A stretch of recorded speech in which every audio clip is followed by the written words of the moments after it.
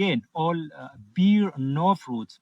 An independent body has to be given an access to areas alleged and always beyond ready to cooperate for investigation. Ethiopia is collapsing while the world is looking for a wrong medicine to save the country when it's too little too late. Failing to accept the realities as the cause of Ethiopia's demise today is a deliberate marginalization of the Oromo mass and distorting a century-long quest for self-determination of the Oromo nation and other oppressed nationalities in the country will result into an inevitable disintegration of those independent states. Today, neither Abiy Ahmed's deception nor international community's foul cry will save the plight of the nations of Ethiopia. Situations on the ground are far from what the world is observing on the TV screens. Things are out of control, and unlawfully declared state of emergency in almost all parts of the country solved nothing. That is today a sign of proof that shows Ethiopia is a failed state. That's what I feel today. I'm not going to take too much of your time. Please, thank you for having me on air.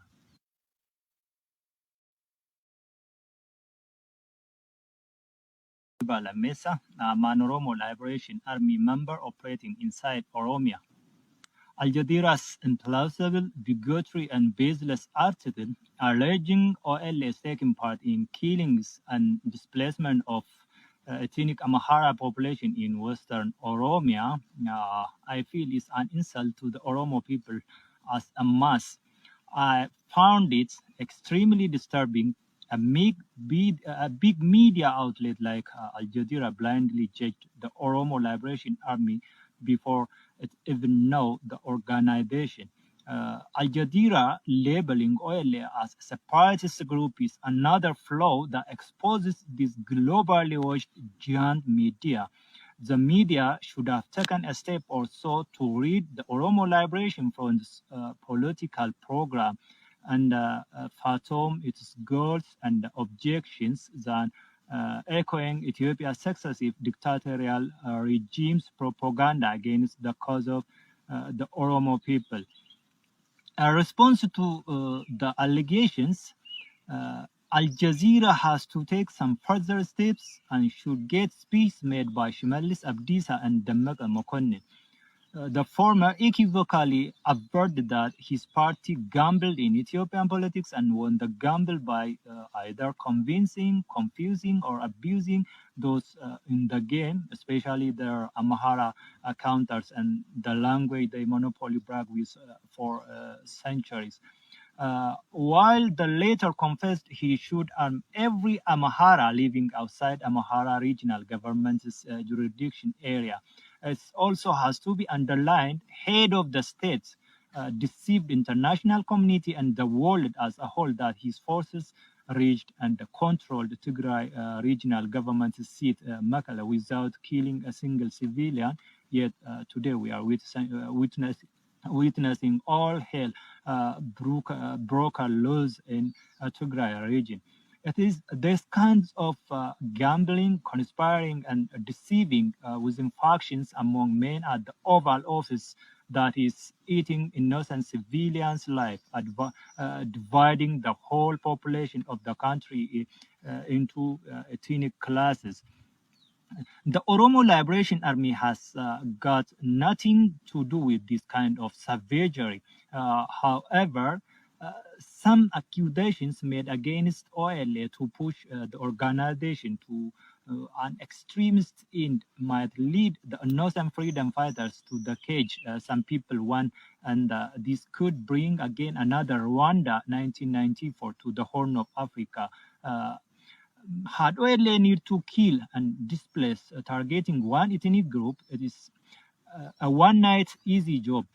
Of course, but this is not a cause we are dying for. OLA's singular vision is ending years of oppression imposed on the people of Oromo and other oppressed nations of Ethiopia with similar fates and bringing justice, equality, and freedom to all peoples of all independent states in the country. For atrocities committed on innocent Amhara people in Western Oromia, and the Ethiopian government is solely responsible. Many false concocted documentaries tarnishing its image were made against Oile and the Oromo people's struggle from Badano to Arbagugu, from Wallu to Wallaga, but time and again all bear no fruits. An independent body has to be given an access tarnishing its image were made again all bear no fruits. An independent body has to be given an access to areas alleged and always beyond ready to cooperate for investigation.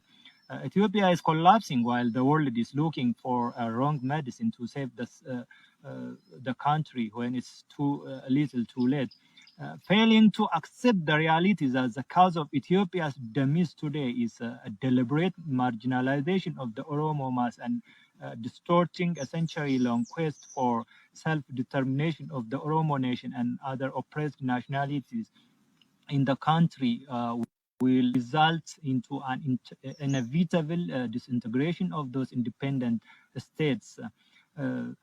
Today, neither Abiy Ahmed's deception nor international community's foul cry will save the plight of the nations of Ethiopia. Situations on the ground are far from what the world is observing on the TV screens. Things are out of control, and unlawfully declared state of emergency in almost all parts of the country solved nothing. That is today a sign of proof that shows Ethiopia is a failed state. That's what I feel today. I'm not going to take too much of your time. Please, thank you for having me on air.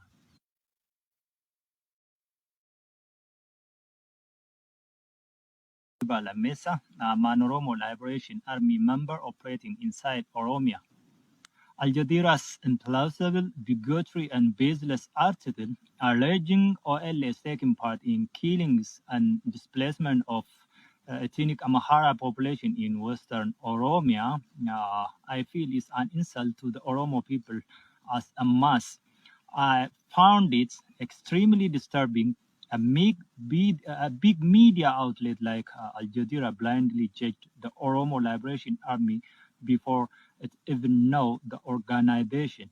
Al Jazeera labeling OLA as a separatist group is another flaw that exposes this globally watched giant media.